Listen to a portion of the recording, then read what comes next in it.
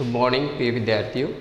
जैसा कि आज कक्षा 10 हिंदी मीडियम की मैथ की क्लास स्टार्ट करने जा रहे हैं ऑनलाइन।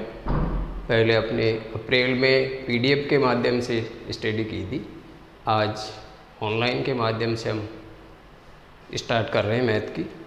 तो वही आपके जैसे क्लास में बैठे हैं वो घर पे बैठ कर के आप सुनेंगे इसको, तो वही चीज़ मिलेगी आपको। तो हम स्टार्ट कर रहे हैं आप पहली यूनिट फर्स्ट वैदिक गणित।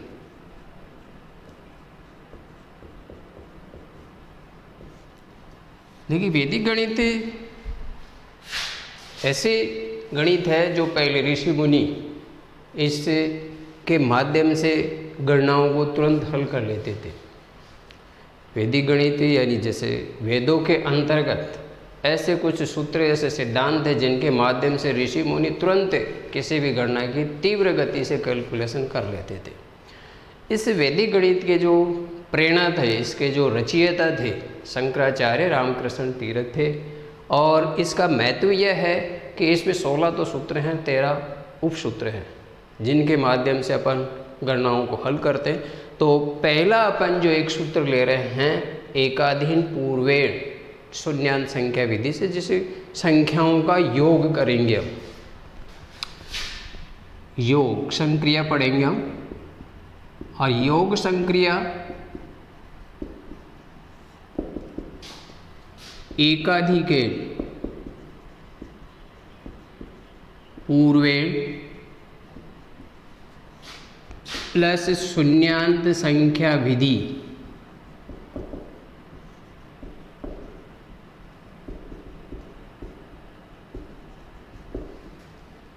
से हम योग करेंगे। शून्यांत संख्या विधि का अर्थ क्या है, एकाधीन पूर्वेण का अर्थ क्या है?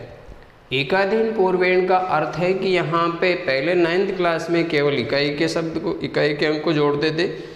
यहाँ पे इकाई और दहाई दो संख्याओं का योग करेंगे। और योग करने पर अगर उनका योग 100 से ज़्यादा आता है तो हम पूर्व वाली जिस संख्या का योग 100 आ रहा है जोड़ने पर, उस संख्या से पूर्व वाली संख्या पे 1 बढ़ा देंगे। ये तो हुआ एकाधीन पूर्वेण। और शून्यांत संख्या विधि वो है कि हम दो संख्याओं को जोड़ेंगे। शून्यांत संख्या यानी शून्य पर अंत होना चाहिए उनका। शून्यांत संख्या का अर्थ होता है शून्य प्लस अंत, यानी जब दो संख्याओं का योग करेंगे तो किसी एक संख्या का शून्य पर अंत होना चाहिए, उसको शून्यांत संख्या विधि कहते हैं। मतलब यहाँ पे जैसे दो संख्याओं का योग, दो संख्याओं का योग, इकाई प्लस दहाई, योग करने पर यदि योग 100 से अधिक आता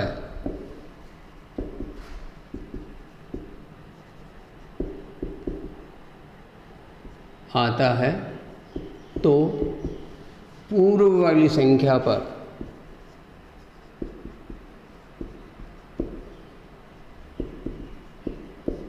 एकाधीन लगा देंगे, एकाधीन लगा देंगे। मतलब एकाधीन का अर्थ होता है उस संख्या के ऊपर एक बिंदु लगा देंगे हम। फॉर एग्जाम्पल्स में देखिए, आपको पहले बताता हूँ। जैसे मान लीजिए दो संख्या जैसे 45 प्लस 42, इनका योग कर रहे हैं, दोनों में ही इकाई दहाई है। तो अपन ने क्या करा कि दो संख्याओं का योग जिसमें इकाई और दहाई होगी, करने पर योग 100 से अधिक आता है तो पूर्व वाली संख्या पर एकाधीन। तो यहाँ पे पहले मैं शून्यांत संख्या को समझा रहा हूँ। तो यहाँ पे शून्यांत संख्या का मतलब यह है कि इन दोनों में से किसी एक संख्या को शून्य पर समाप्त करना। अब शून्य पर समाप्त करने के लिए अपन को क्या करना है, पास वाली संख्या से या तो उधार लेंगे या उसमें कम करेंगे। तो अगर मान लीजिए ये दो मैं इसमें जोड़ दूँ तो यहाँ पे 0 बन जाएगा और 2 इसमें ऐड हो जाएगा, या फिर 5 में इसमें जोड़ दूँ तो यहाँ पर तो 47 बन जाएगा और इसमें 40 बन जाएगा। तो ये 0 पे समाप्त हो गया और ये आपका है केवल एक संख्या, दोनों संख्याओं को शून्य पे समाप्त नहीं करेंगे। तो मैं 5 इसमें जोड़ रहा हूँ तो यहाँ पे 40 रह गए और 5 इसमें ऐड करेंगे तो कितने हो जाएंगे 47। अब इनका योग कर देंगे अपन 87। ये 100 से कम है, ये 100 से कम है, तो यहाँ पे एक आध दिन नहीं लगाएंगे। फॉर एग्जाम्पल से ले लेते हैं, एक थोड़ा सा बड़ा ले लेते हैं अपन। देखो इसको कैसे करेंगे, जैसे ये तो इस तरीके से एक बार पुनः मैं रिपीट कर देता हूँ। योग संक्रिया एकादिन पूर्वेण शून्यान संख्या विधि से करेंगे। दो संख्याओं का योग करेंगे, योग में इकाई और धाई दो संख्या होनी चाहिए, 2 अंक होनी चाहिए। करने पर योग 100 से अधिक आता है तो पूर्व वाली संख्या पर एकादिन बढ़ा देंगे। ये मैंने शून्यांत संख्या को बताया है पहले। भाई शून्यांत संख्या का अर्थ क्या होता है, दो संख्याओं को जोड़ें तो किसी एक को 0 बनाना पड़ेगा। 0 बनाने के लिए पास वाले संख्या से उधार लेंगे या उसमें से उधार लेंगे, उसमें से कम कर देंगे, जिसमें जोड़ेंगे उसमें बढ़ जाएगा मान। तो इस तरीके से हम करेंगे। अब देखिए एक फॉर एग्जाम्पल्स हम लेते हैं इसको, किस तरीके से अपन इसको सॉल्व करेंगे। हम एक ऐसा योग कर रहे हैं जैसे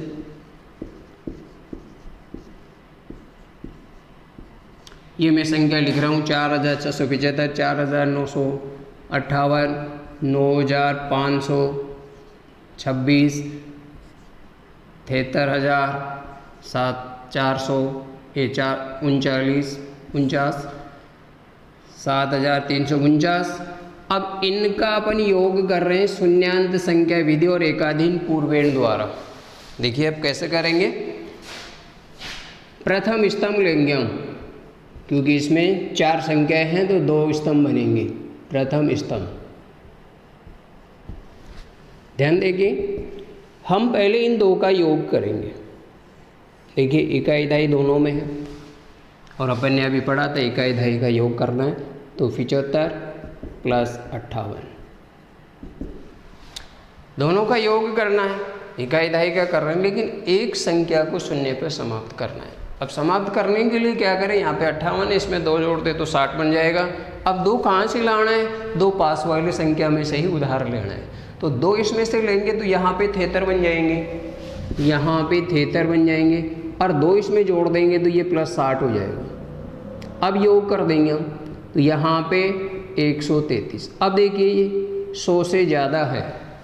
अब एकादिन किस पे लगाएंगे, एकादिन यानी 75 में जोड़ने पे तो 75 तो 100 नहीं हुआ, 75 में 58 जोड़ने पर इसका योग 100 से ज़्यादा हुआ। तो 58 से पूर्व वाली संख्या है तो यहाँ पे एकादिन लगा देंगे और 100 का एकादिन लगा दिया। शेषफल कितना बच गया, 33। 33 में हम अगली नेक्स्ट संख्या जोड़ेंगे। अब देखिए फिर कोई शून्यांत संख्या करनी है अपन को, दोनों में से किसी एक में 0 बनाना है। तो यहाँ पे जैसे मान लीजिए ये 3 में इसमें ले लूँ, यहाँ तो 29 हो जाएंगे, यहाँ पे 30 बन जाएंगे। या 6 को इसमें जोड़ दो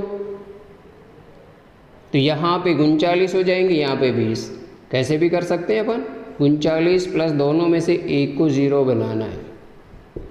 अब सीधा योग कर दीजिए, 59 हो गया। अब 59 100 से कम है, यहाँ पे एकादिन नहीं लगेगा, तो आपको करना क्या है, 59 में फिर नेक्स्ट संख्या जोड़ेंगे हम, 59 + 49। अब देखिए दोनों में एक किसी में भी एक जोड़ना है, दोनों में 0 बन रहा है। तो यहाँ पे एक इसमें से उधार लेकर के इसमें जोड़ दें तो यहाँ भी 60 और यहाँ पे 48 बन जाएंगे। या इसमें एक जोड़ दें तो यहाँ पे 50, यहाँ पे 58।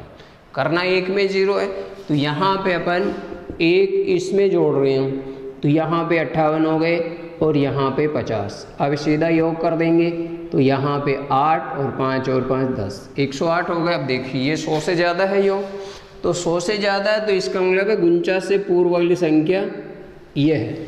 इस पे एकादिन लगा दिया तो शेषफल कितना बच गया, 08 08। अब आगे संख्या जोड़ने के लिए है नहीं कि 49 लास्ट तो जोड़ चुके अपन। तो अब नीचे 100 का एकादिन लगाने के बाद में अपने पास शेषफल कितना बचा, 08। 08 को यहाँ पे ऐड लिख देंगे अपन नीचे, यानी इस पहले स्तंभ का योग आ गया 0,8। अब नेक्स्ट द्वितीय स्तंभ लेंगे हम। द्वितीय स्तंभ में अपन क्या करेंगे, वही दो संख्याओं का योग करेंगे। पहला 46 प्लस 49 की जगह 50, क्योंकि एकाधीन यानी एक अधिक करना है तो 49 में एक जोड़ना है। एकाधीन का अर्थ होता है एक अधिक करना। तो यहाँ पे अपन ने इस 49 में एक जोड़ेंगे तो 50 हो जाएंगे। अब तो यहाँ पे 0 बनाने की कोई आवश्यकता नहीं है, 0 पहले से ही बनाओ तो डायरेक्ट आप योग कर देंगे। 95 हो गया। अब 95 में आपको फिर 95 ही जोड़ने हैं आगे, 95 प्लस 95। अब देखिए यहाँ पे अब आपको करना क्या है कि 0 बनाना है। इस 5 को इसमें ऐड कर देते हैं, या इस 5 को इसमें ऐड, तो 90 प्लस 0 100 हो गया। दोनों में 0 बन गया, कोई बात नहीं है, दोनों में 0 बन गया, डायरेक्ट जोड़ दो 190। अब यहाँ पे 190 100 से ज़्यादा हो गया। क्या हो गया? 100 से ज़्यादा हो गया। तो 100 से ज़्यादा होगा तो एकाधीन लगाना। अब आप कहेंगे सर संख्या तो है ही नहीं, संख्या नहीं है तो क्या करें? अब आगे 0 लगाएंगे यहाँ पे और उसके ऊपर एकाधीन लगाएंगे। शेष फिर आप 100 का एकाधीन लगा दिया तो शेषफल कितना बचेगा? 90। अब 90 में आपको यहाँ पे 3 का एकाधीन 4 हो गया, तो यहाँ पे 76 लिखेंगे, नहीं कि 73। यानी 3 में 1 जोड़ेंगे तो 4 बन जाएंगे, तो 76 बन जाएगा। ये 76 प्लस 90। अब यहाँ पे 0 पहले से ही बना हुआ है, जोड़ दीजिए 4, 9 7 16, कितने हो गए? 164। फिर 100 से ज़्यादा आ गया, 100 से ज़्यादा आ गया तो इसका मतलब एकाधीन लगेगा। एकाधीन लगेगा तो यहाँ पे फिर आपको 0 लगानी है और फिर उस पर एकाधीन। शेषफल कितना बच गया? 64। 64 यहाँ पे लिख दीजिए। 0 का एकाधीन 1 होता है और इस 0 का भी एकाधीन 1 और 1 2 हो गया। ये इसका ऐड हो गया। तो अपन ने पढ़ा है सूत्र एकाधीन पूर्वेण प्लस शून्यांत संख्या विधि से योगफल पढ़ा है अपन ने। तो इस तरीके से अपन को योग कर सकते हैं, कोई प्रॉब्लम नहीं है। ठीक है, आसानी से आपको दो संख्याओं को लेना है और 2 संख्याओं को लेकर के फिर उसमें से एक को शून्य बनाना है। शून्य किसी में भी बना सकते हैं, यानी इसमें से उधार लेकर जिसमें से लेंगे उसमें कम करेंगे और जिसमें जोड़ेंगे उसमें बढ़ जाएगा। जैसे 2 इसमें से लिया था तो यहाँ पे 73 रह गया और 2 इसमें जोड़ दिया तो 60 हो गया। दोनों का योग करेंगे तो 133 हो गया। अभी 100 से ज़्यादा है तो 100 से ज़्यादा, तो इससे पूर्व वाली पे एकाधीन लगा दिया। इस तरीके से अपन को ये सवाल करना है, ज़्यादा कठिन भी नहीं है। मेरे हिसाब से आप सभी चीज़ क्लियर कर लिए होंगे।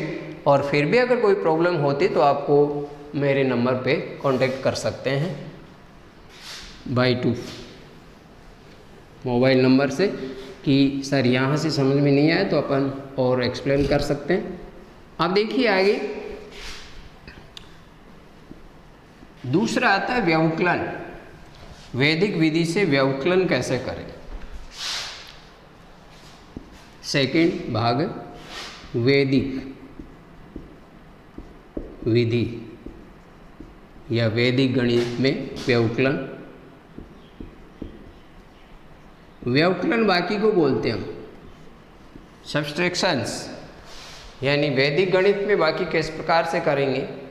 अब इसमें वैदिक गणित में बाकी के लिए एक नियम है कि यहाँ पे परमित्र आपको लेना पड़ेगा। परमित्र 9th क्लास में आप समझ चुके हैं। परमित्र किसे कहते हैं?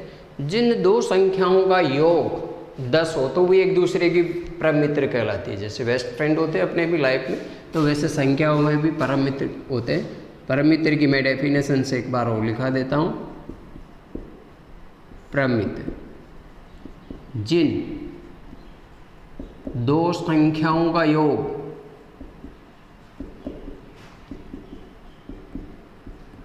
10 हो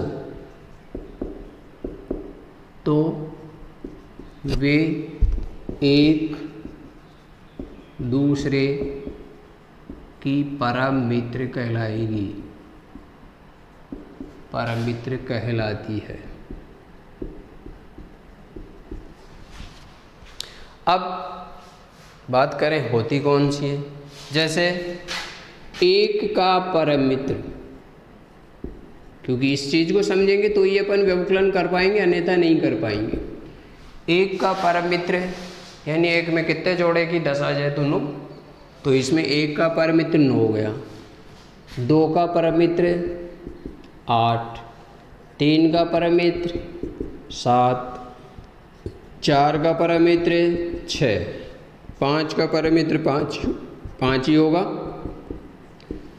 6 का परम मित्र 4 और 7 का परम मित्र 3, 8 का परम मित्र 2, 9 का परम मित्र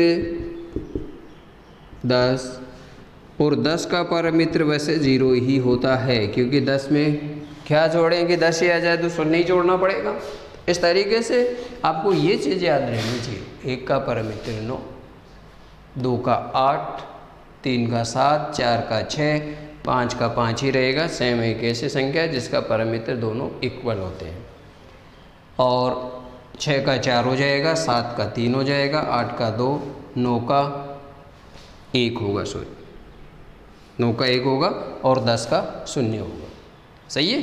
इस तरीके से परम मित्र आपको याद होनी चाहिए। परम मित्र याद होंगे तो ही अपन बाकी को कर पाएंगे। अब देखिए एक उदाहरण लेते हैं अपन, फॉर एग्जाम्पल्स लेते हैं। परम मित्र कहाँ पे आवश्यकता पड़ेगी?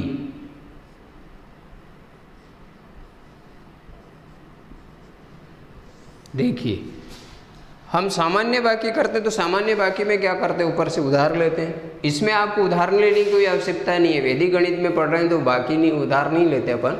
उसमें उधार लेकर के यहाँ पे उधार लेकर के 12 बनाएंगे, 12 में 4 जाएंगे तो 8। हाँ, चेक उस तरीके से कर सकते हैं, लेकिन अपन को वैदिक विधि से व्यवकलन करना है तो अपन क्या करेंगे, वैदिक विधि में क्या होता है, 2 में से 4 नहीं घटा सकते। क्या कि 2 में से 4 नहीं घटा सकते। अपन क्या करेंगे, नीचे वाली संख्या का परम मित्र लेंगे अपन। जब ऊपर वाली में से नीचे नहीं घटा सकते तो नीचे जो संख्या है उसका परम मित्र, तो 4 का परम मित्र कितना होगा, 6 होगा। और 6 को ऊपर वाली संख्या में जोड़ना है और वो जोड़ नीचे लिखना है। तो यहाँ पे 6, 4 का परम मित्र कितना हो गया, 6 को 2 में जोड़ेंगे तो कितने हो गए, 8। लेकिन यहाँ पे इसमें एकाधीन बढ़ाएंगे, क्योंकि जहाँ पर भी आपको क्या करना है, परम मित्र ले रहे हैं उससे पूर्व वाली संख्या पे एकाधीन बढ़ाना है। तो ये चीज़ समझ गए। एक बार वापस रिपीट करता हूँ कि जब ऊपर वाली संख्या छोटी है और नीचे वाली बड़ी है तो यहाँ पे परम मित्र के माध्यम से उसको सॉल्व करना है। हाँ, अगर 4 ऊपर होते हैं 2 नीचे होता है तो परम मित्र लेने की आवश्यकता नहीं पड़ती, क्योंकि 4 में से तो 2 घटा सकते हैं, लेकिन 2 में से 4 नहीं घटा सकते।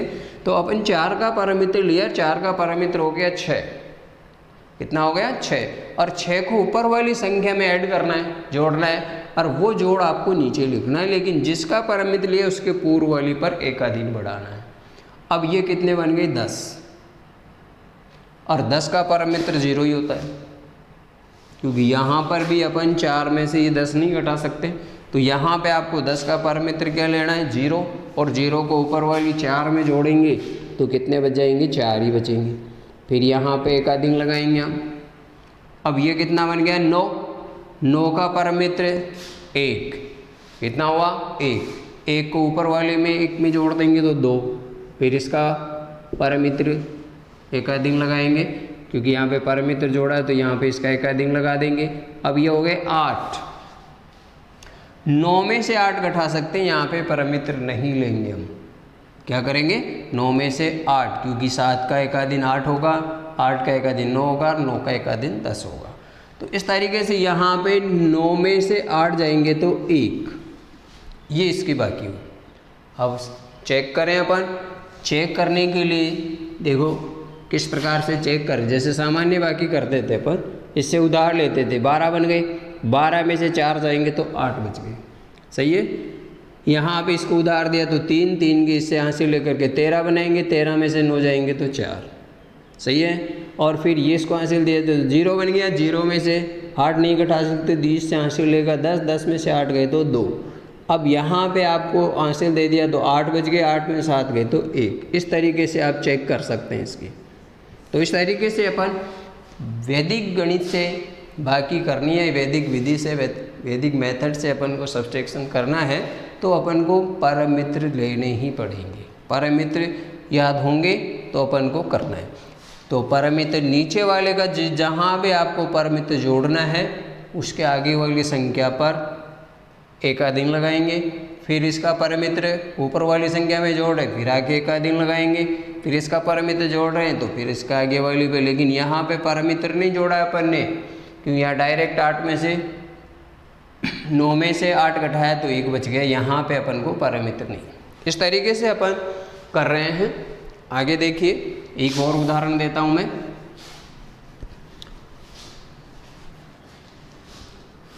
नेक्स्ट एग्जाम्पल एक और दे रहा हूँ मैं आपको।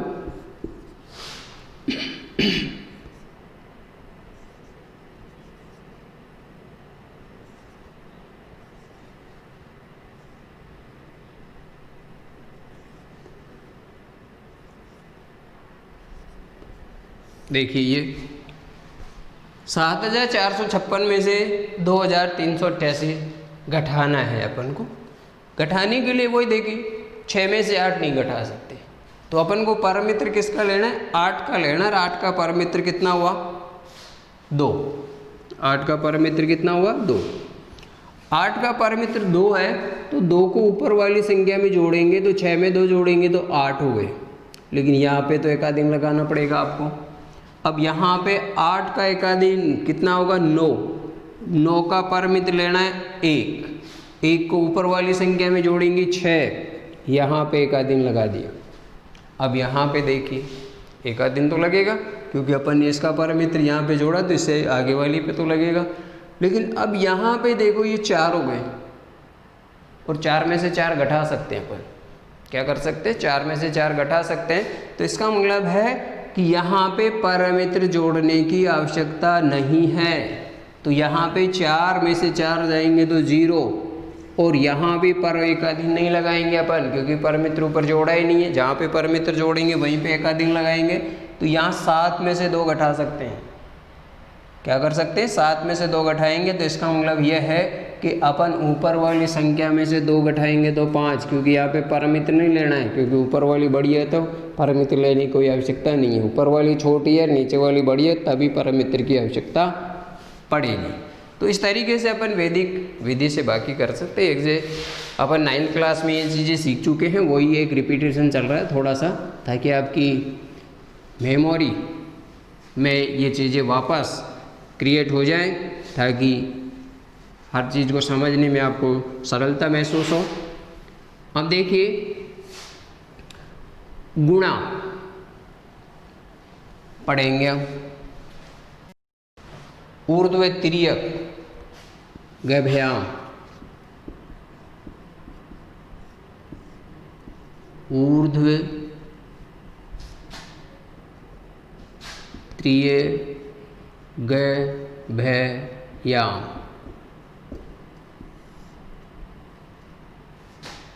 इस सूत्र से गुणा करेंगे। ऊर्ध्व त्रिय गभ्याम गुणा। ये कैसे करते हैं? वैसे ये भी पीछे का ही भाग है, लेकिन कक्षा 10 में उदाहरण दे रखे हैं। वैसे प्रश्न वाली में इसका सवाल नहीं है, लेकिन उदाहरण दे रखे हैं तो अपन को एक्सप्लेन तो करना ही पड़ेगा। तो देखिए, एक उदाहरण के माध्यम में एक समूह है चलता है, और समूह का सूत्र होता है 2 × स्तंभों की संख्या -1।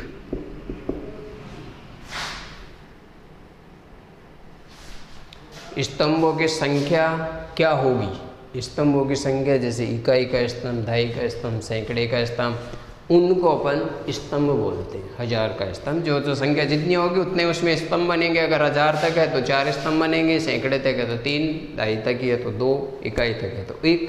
वो स्तंभ होता है, वो यहाँ पे लिखने हैं, और उसको 2 से, हमें 2 फिक्स है, 2 चेंज नहीं होगा। स्तंभों को 2 से मल्टीप्लाई करके 1 लिखेंगे, तो इसका मतलब अंश और विषम संख्या ही आएगी हमेशा। ये ध्यान रखना आप, कभी सम नहीं आएगी। अब देखिए, एक उदाहरण के माध्यम से इसको समझते अपन।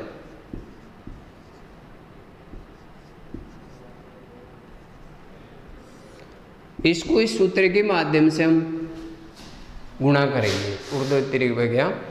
देखिए अब इसमें समूह की आवश्यकता पड़ेगी, समूह बना रहे हैं अपन, और समूह बनाने के लिए अपन क्या करेंगे, अपन पहले स्तंभ गिनेंगे। देखो इकाई का स्तंभ, दहाई का स्तंभ, सैकड़े का, तो 3 स्तंभ हो गए, इकाई दहाई सैकड़ा। तो यहाँ पे 2 × 3 - 1, तो ये कितने हो गए 6, और 6 में से 1 घटाएंगे तो 5। देखो आई विषम संख्या। आपको 5 समूह बनाने हैं और 5 समूह ऐसे बनाएंगे, फर्स्ट, सेकेंड, थर्ड, फोर्थ और 5, यानी इस तरीके से 5 समूह बनाएंगे हम। अब समूह में संख्या कैसे लिखेंगे वो आपको देखना है। संख्या कैसे लिखेंगे, देखो अगर इधर से स्टार्ट करते हैं तो पहले समूह में पहली संख्या होगी, दूसरे समूह में दोनों ले लेंगे 46, तीसरे समूह में तीनों ले लेंगे 468। अब जिधर से लिया था उधर से कम करते जाओ, फिर आगे 68 ही लिख दो, और फिर 6 को भी छोड़ दो, 8 ही लिख दो। एक तरफ बढ़ेगा, फिर बीच में पूरी संख्या हो जाएगी, फिर घटता जाएगा, जिधर से ली तो उधर से कम होते जाएंगे। किधर से ले लो, इधर से 8 ले लिया, फिर 68 ले लिया, फिर 468, फिर 8 छोड़ दिया 46, फिर 6 छोड़ दिया 4। तो किधर से भी अपन इसको लिख सकते हैं समूह में। अब नीचे दूसरी संख्या भी ऐसे इसके नीचे ही रखनी है, 5, 3, 539, 39 और 9। देखिए ऊर्ध्वत्रीय गभयाम, ये 2 शब्दों से मिलकर के बना है। ऊर्ध्व यानी ऊपर नीचे, त्रियक यानी तिरछा, यानी ये 2 शब्दों से, ऊर्ध्व का अर्थ होता है ऊपर नीचे गुणा, और त्रियक का अर्थ होता है तिरछा गुणा, ऐसे तिरछा गुणा। तो अपन क्या करेंगे, जैसे यहाँ तो 1 संख्या है तो इसको तो ऊर्ध्व गुणा के अंतर्गत लेंगे, 2 संख्या आएगी तो त्रियक, और 3 संख्या है तो ये तिरछी तो गुणा ऐसे होगी, ऐसे, और 1 ऊर्ध्व गुणा बनेगा। 2 संख्या आ गई तो 2 त्रियक गुणा बनेंगे, 1 संख्या आ गई ऊर्ध्व गुणा बनेगा। तो चीज समझ गए। इस तरीके से तो पहले संख्याओं को लिखेंगे, फिर 1 संख्या है तो ऊर्ध्व, 2 संख्या तो 2 त्रियक बनेंगे, 3 संख्या तो 2 त्रियक, 1 ऊर्ध्व गुणा बनेगा, 2 में 2 बनेंगे, सिंगल में 1 ऊर्ध्व। अब देखिए करना कैसे, मल्टीप्लाई करना, क्योंकि गुणा पढ़ रहे हैं तो गुणा ही करेंगे हम। 4 × 5 = 20, फिर यहाँ पे ऑब्लिक लगा दो, तीर का निशान 5 और 6 की तरफ है, यानी 5 और 6 को गुणा कर देंगे तो 5 × 30, फिर प्लस करेंगे। इनका तीर का निशान 4 और 3 की तरफ, तो 4 × 3 = 12, ऑब्लिक यहाँ पे 5 को 8 से गुणा करेंगे तो 8 × 5 = 40, 9 × 4 = 36, प्लस 36 = 18। ये ऊर्ध्व गुणा, ये दोनों त्रियक गुणा हो गए। अब देखिए आगे, 8 × 3 = 24, प्लस 9 × 6 = 54, और 8 × 9 = 72। ये ध्यान से देखेंगे, समझ में आ गया। 4 को 5 से गुणा कर दिया, 20 आ गया, 5 को 6 से तो 30, प्लस 4 × 3 = 12, फिर यहाँ पे 5 को 8 से तो 8 × 5 = 40, प्लस 9 × 4 = 36, प्लस 36 = 18, प्लस 8 × 3 = 24, 9 × 6 = 54, 8 × 9 = 72। सही है। अब देखिए इसमें जहाँ संख्या ऐड हो रही है उसको ऐड करेंगे हम। 30 में 12 जोड़ेंगे तो 42 हो गए। फिर यहाँ पे तीनों संख्याओं का तो इकाई की संख्या इकाई में जोड़ लीजिए आप। 8 और 6 14, 14 में 0 जोड़ेंगे तो 14 की 14 ही रहेंगे, फिर 4 हासिल 1 हो गई, 1 इसमें जोड़ दीजिए आप, 2 और 3 5 और 4 9, 4 4 8 और 5 और 2 7। बेहतर ऐसे कैसे रहेगा। अब देखिए आप, इस तरीके से अपने सबका योग कर लिया। अपन यहाँ ओब्लिक के अंदर जो संख्या यही वो। अब इसमें क्या करना है, यहाँ पे इकाई का अंक तो नीचे उतारना है, इकाई का अंक नीचे उतारना है, फिर 7 को इसमें जोड़ना है। तो 8 और 7 15 के 5 हो जाएंगे, हासिल 1 इसमें जोड़ देंगे। 8 और 7 15 की 5 लिख देंगे हम, हासिल इसमें जोड़ देंगे तो 8 हो गए, 7 1 8। 8 इसमें जोड़ेंगे तो 8 और 4 12, 12 के 2 लिख देंगे अपन, हासिल 1 इसमें जोड़ देंगे 10, 10 और 2 12, यानी आगे से आगे ये जुड़ते जाएंगे। फिर ये इसमें ऐड हो जाएगा, ये इसमें ऐड हो जाएगा। तो यहाँ पे कितने हो गए थे, 2 तो अपन ने लिख ही दिया।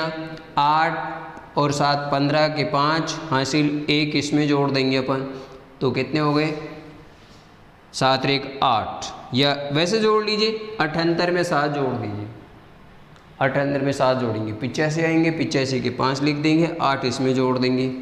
अब 94 और 8 102 होते हैं, 102 के 2 लिख दिए, 10 इसमें जोड़ेंगे, 10 इसमें जोड़ेंगे, 42 में 10 जोड़ेंगे तो 52, 52 के 2 लिख देंगे, बचेंगे 5, 5 इसमें जोड़ देंगे तो 20 और 5 25। ये संख्या आपको ऊपर लिखनी है, ये इसका मल्टीप्लाई आ गया, ये इसका ऊर्ध्व तिर्यक द्वारा गुणा आ गया। तो इस तरीके से ऊर्ध्व तिर्यक में सबसे पहले अपन को समूहों की आवश्यकता पड़ेगी, और समूह बनाने का सूत्र है 2 गुणा स्तंभों की संख्या -1, और वो हमेशा विषम संख्या ही आएगी। स्तंभ होते हैं, जितने अंकों की संख्या होगी उतने स्तंभ होगी, 2 अंकों के, 3 के, 4 के, 5 के, 6 के, जितने ही अंक होंगे उतने ही स्तंभ होंगे। 3 अंकों की संख्या तो 3 स्तंभ, 4 अंकों की होगी तो 4।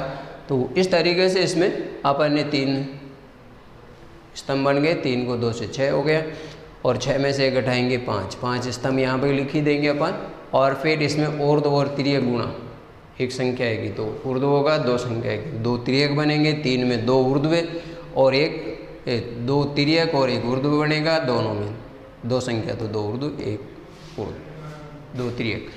अब इसमें देखिए आपके, फिर यहाँ से अपन को करना क्या है, इसका मल्टीप्लाई कर दिया, फिर तिरछा इन दोनों का योग गुणा करके योग कर दिया। यहाँ पे दोनों तिर्यक को गुणा कर दिया और 1 ऊर्ध्व को गुणा कर दिया, यहाँ दोनों तिर्यक को गुणा करके ऐड कर दिया, और यहाँ पर ऊर्ध्व गुणा हो गया। सभी इनका ऐड कर दिया, इनका भी ऐड कर दिया, इनका भी ऐड कर दिया, 72 ऐसे कैसे आ जाएंगे। इनका योग अपन ने कर ही लिया, 8 से 14 और 4 3 7, ये ऐड थोड़ा सा गलत दिख रहा है, 8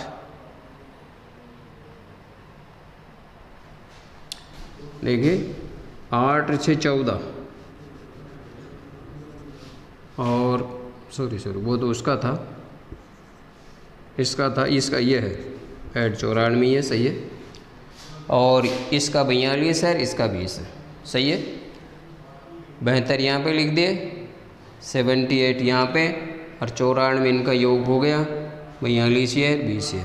फिर सभी में से एक एक संख्या लेके आगे वाली संख्या को इसमें जोड़ देंगे, जो जोड़ आएगा उसकी फिर एक संख्या ले लेंगे इकाई का अंक, ढाई वाली को फिर आगे वाली में जोड़ देंगे, जोड़ने के बाद में फिर इकाई ले लेंगे, फिर जो शेष आएगा उसको आगे वाले में जोड़ देंगे, फिर इसका इकाई का अंक लेकर के फिर इसमें जो ऐड कर देंगे अपन।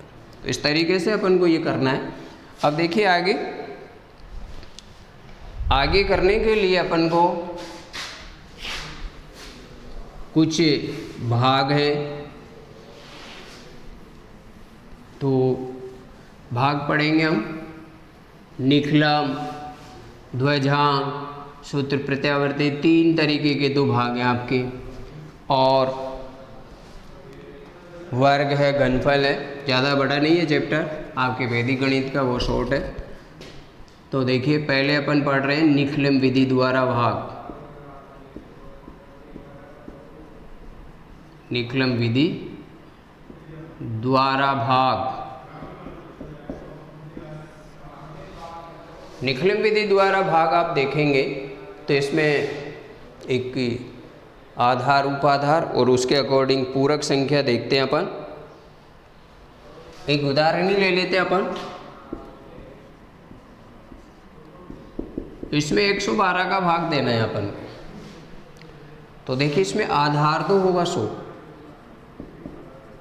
आधार होगा इसमें 100। इसकी पूरक संख्या ज्ञात करेंगे हम, और पूरक संख्या ज्ञात करने का सूत्र है संख्या माइनस आधार, यानी ये पूरक संख्या प्लस में होनी चाहिए, चाहे ये माइनस में आए या 100 से कम आए तो 100 माइनस कर देंगे। अगर मान लीजिए यहाँ पे 98 आ जाए तो 100 माइनस कर देंगे, प्लस में होनी चाहिए पूरक संख्या, ये ध्यान रखेंगे आप, माइनस आधार। तो संख्या आपके 112 है भाजक और 100, तो 12 आ गए। देखिए लिखने का तरीका कैसे होगा, इसको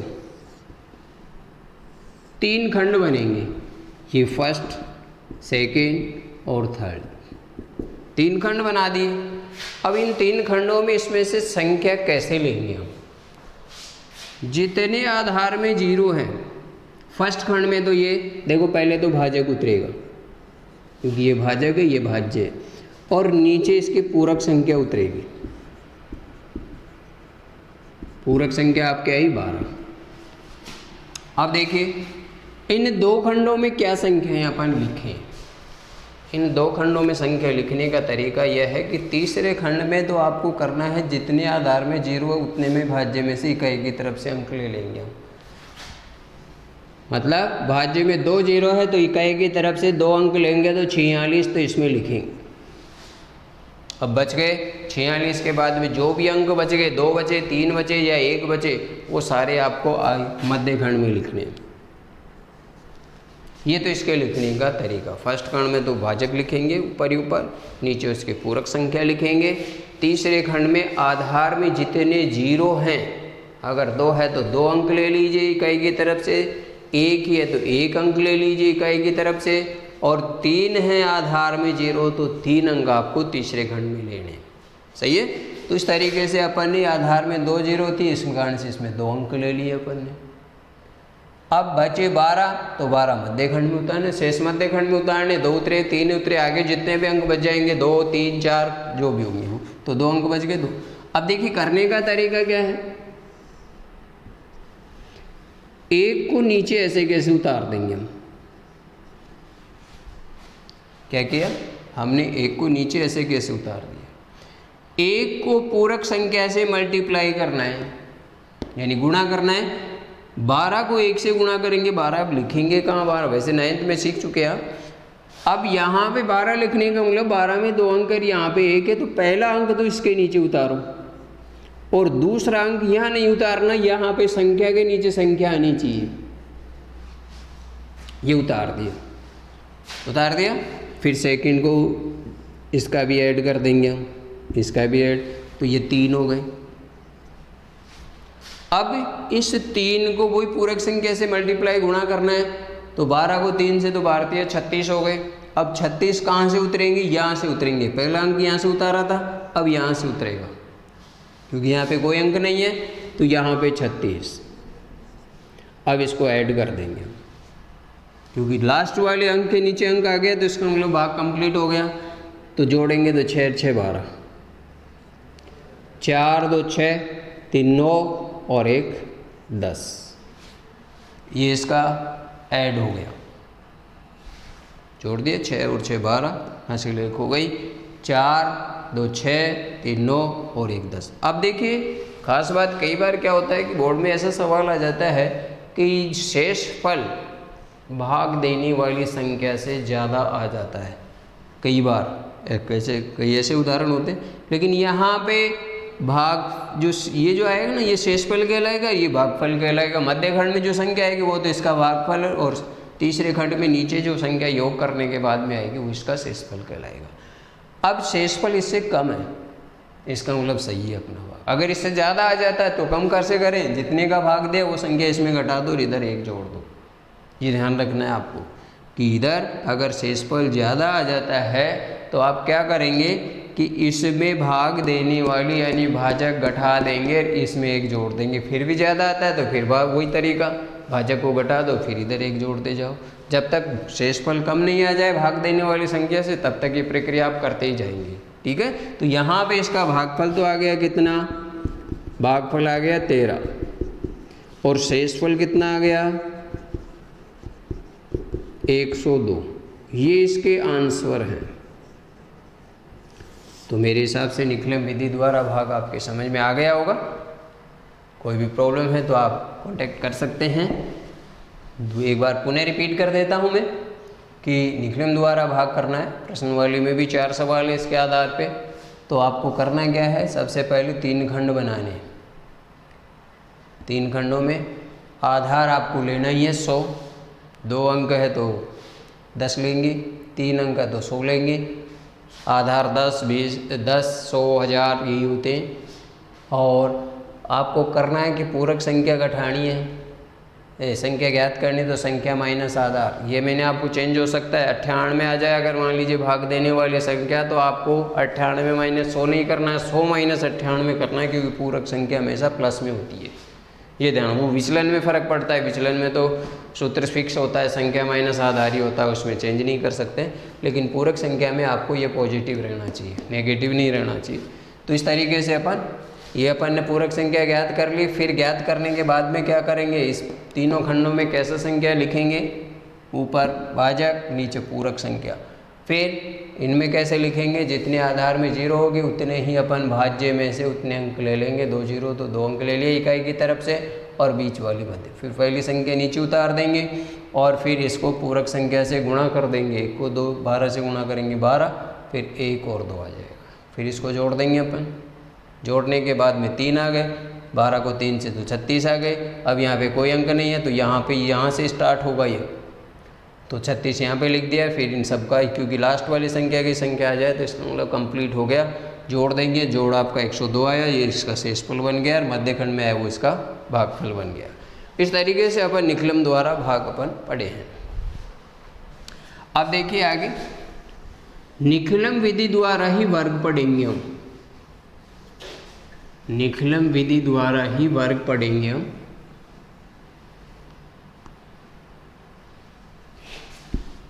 अब देखिए निखिलम विधि द्वारा वर्ग कैसे पढ़ेंगे।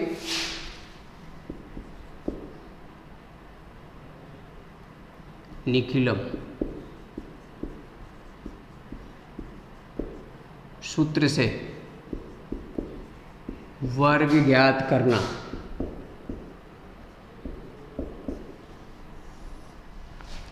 ये 2 प्रकार से किया जाता है, आधार विधि से, एक उपाधार विधि। तो पहले अपन आधार विधि का समझते हैं। पहला है आधार विधि से वर्ग। आधार विधि से वर्ग। देखिए वर्ग कैसे करेंगे। वर्ग हम लोग उसी संख्या को उसी संख्या से गुणा करना वर्ग कहलाता है। तो इसका सूत्र हो गया संख्या प्लस विचलन कोष्ठक ओब्लिक विचलन का स्क्वायर, और विचलन का सूत्र ये होगा इसमें संख्या माइनस आधार।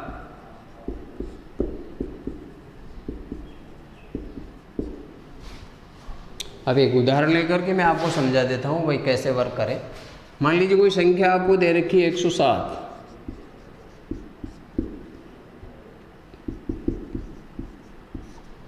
एक 107 का आपको वर्क करना है। देखिए इकाई, दहाई, सैकड़ा, तो सैकड़े के स्थान पे 1 है तो इसका आधार 100 बन गया। अगर यहाँ पे 1 है तो आधार के अंतर्गत, 2 है तो उपाधार के अंतर्गत मानी जाएगी वो। और विचलन आपको ज्ञात करना है। विचलन अपन ने ऊपर लिख रखा है संख्या माइनस, तो संख्या तो 107 है और इसमें से आधार घटाएंगे तो 07, ये 0 लगाना अनिवार्य है। वैदिक गणित में ऐसा नहीं 7 ही लिख दें। अगर 7 लिख दिया तो आगे कैलकुलेशन में कई जगह आप सवाल गलत कर बैठेंगे। तो इसमें क्या है कि जितने आधार में 0 है उतनी ही उसकी बाकी में बचना चाहिए। वैसे घटाएंगे कि सर 100 में से 107 में 100 घटाएंगे 7 ही बचेंगे, लेकिन 0 आपकी इसीलिए लगाना अनिवार्य है कि इसमें इन 2 0 है तो 2 0 के अकॉर्डिंग अंक होनी चाहिए। अब देखिए सूत्र अपने पास ऊपर लिखा हुआ है 107 का वर्ग, संख्या की जगह 107 लिख देंगे। फिर संख्या प्लस विचलन, तो संख्या 107 प्लस विचलन 07, /07 का वर्ग।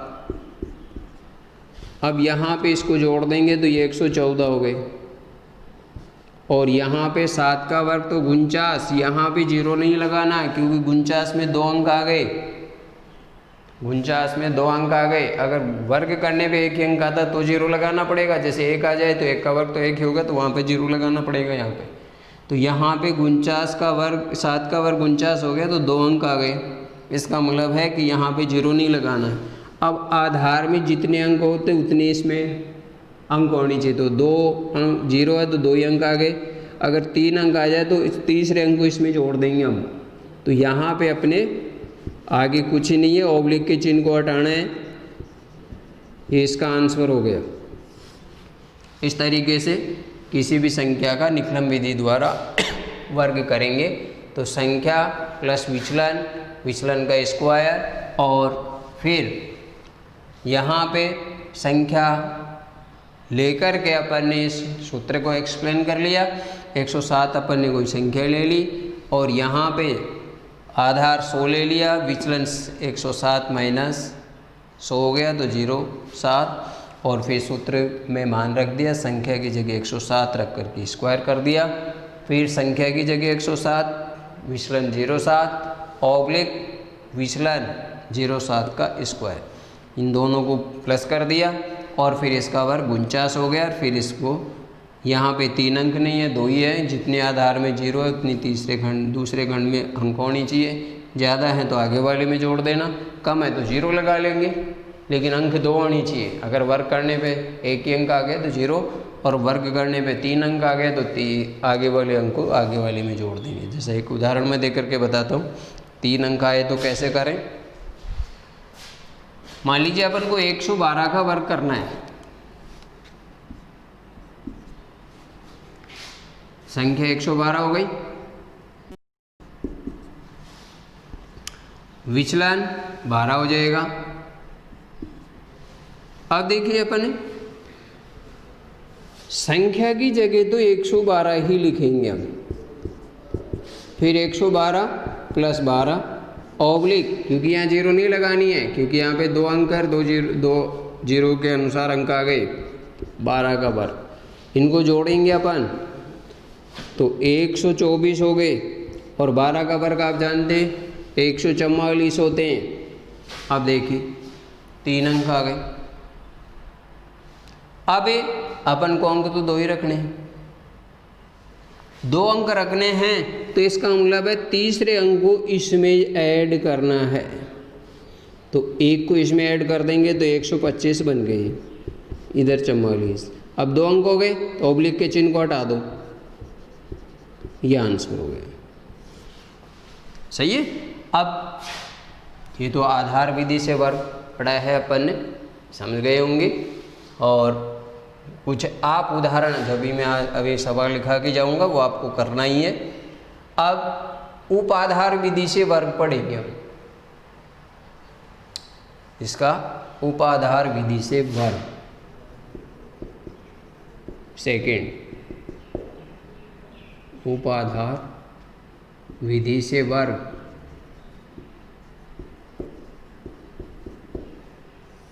इसका भी सूत्र यह है, संख्या का स्क्वायर। देखो उस सूत्र वो का वही रहेगा जो अभी अपन ने लिखा आधार विधि वाले में, संख्या प्लस विचलन ही रहेगा, और यहाँ पे विचलन का स्क्वायर ही रहेगा। करना क्या है, उपाधार विधि से वर्ग पढ़े तो उसमें अब करना क्या है, सूत्र तो वही लिखा है आधार वाला ही, लेकिन अब थोड़ा सा चेंजेस क्या होगा, यहाँ पे उप आधार अंक लगाना है, यानी उपाधार अंक को इससे योग को मल्टीप्लाई करना है, तब इसमें उपाधार विधि से वर्ग आ जाएगा। अब देखिए एक सवाल लेते हैं अपन, जैसे फॉर एग्जाम्पल 204 ले लिया अपन ने और इसका वर्ग पढ़ना है।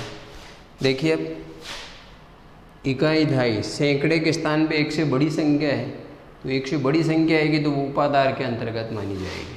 तो यहाँ पे उपाधार हो गया 200, मतलब 2 इंटू 100, यानी किसी भी आधार को किसी पूर्ण संख्या से गुणा कर दें। किसी भी आधार को पूर्ण संख्या से गुणा करने पर जो संख्या प्राप्त होगी वो उसकी पूरक संख्या है, उपाधार कहलाएगा।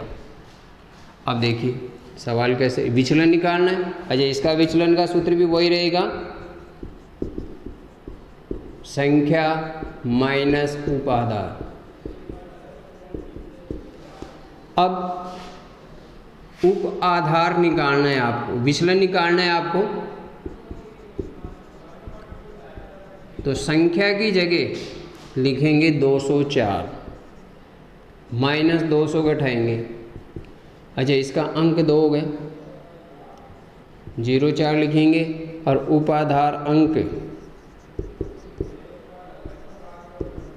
आधार को कितने से गुणा कर रहे हैं? 2 से, तो वो 2 इसका अंक बन गया, उपाधार अंक।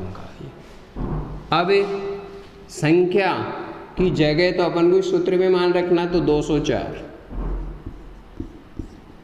का स्क्वायर, उपाधार अंक की जगह लिखेंगे 2, फिर संख्या की जगह 204, विचलन की जगह लिखेंगे 0,4 ऑब्लिक 0,4 का स्क्वायर, 0,4 का स्क्वायर। अब देखिए यहाँ पे कई कैलकुलेशन करने में गलती कर देते हैं। अगर कोष्टक नहीं लगाएंगे तो 2 इससे गुणा करके फिर 0,4 जोड़ते हैं, तो वो गलती हो जाता है। तो आपको करना है कि पहले इस कोष्टक के में जो भी मान है, जो भी संख्या है, उसको जोड़ेंगे अपन। तो 2 तो पहले आगे उतार देंगे, जिनका योग करेंगे तो 204 में 4 जोड़ेंगे तो 208 हो गई, और फिर 0,4 का वर्ग करेंगे तो 16, 0 नहीं लगानी, अंक 2 आ गए। अब इसको इससे मल्टीप्लाई कर देंगे तो 2 को 8 से, तो 8 दूनी 16 और 2 दूनी 4, 16। अब देखिए यहाँ पर भी 2 अंक, उपाधार में भी 2 0, तो आगे पीछे कुछ नहीं, केवल तिरछी संख्या को यानी ओब्लिक के चिन्ह को हटाना है। 416, 16, ये इसका उपाधार विधि से वर्ग आ गया। तो इस तरीके से अपन सवाल कर रहे हैं। तो अब देखिए आपको कुछ प्रैक्टिस के लिए मैं आपको देता हूँ SW, जो आपको करना है।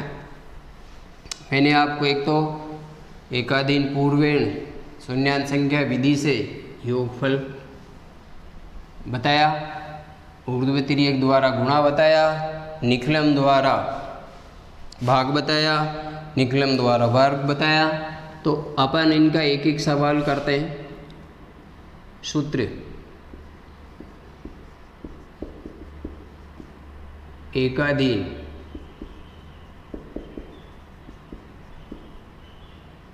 एकाधिके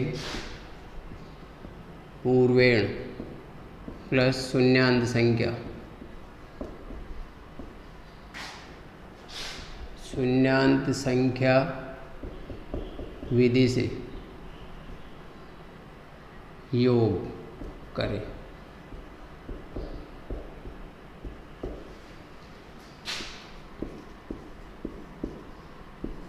देखिए इस तरीके से आपको करना है।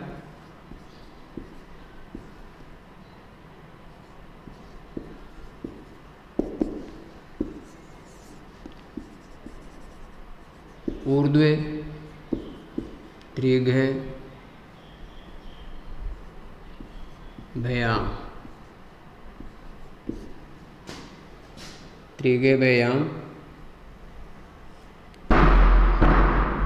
द्वारा गुणा।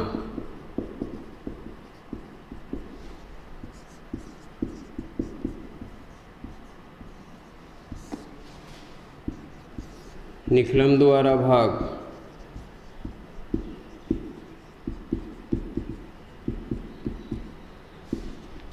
निखिलम द्वारा भाग करें। तो भाग करने के लिए देखो मैं आपको दे रहा हूँ, ये बुक के हैं, ये 1.1 के सवाल है, ये तो मैंने दिए हैं। 1245 में आपको भाग देना है 97 का, 311 भाग 8, 113 भाग 88, चौथा वर्ग ज्ञात करना है।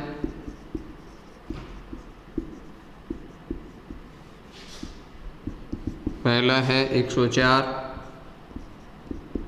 सेकंड है 95, 95, 208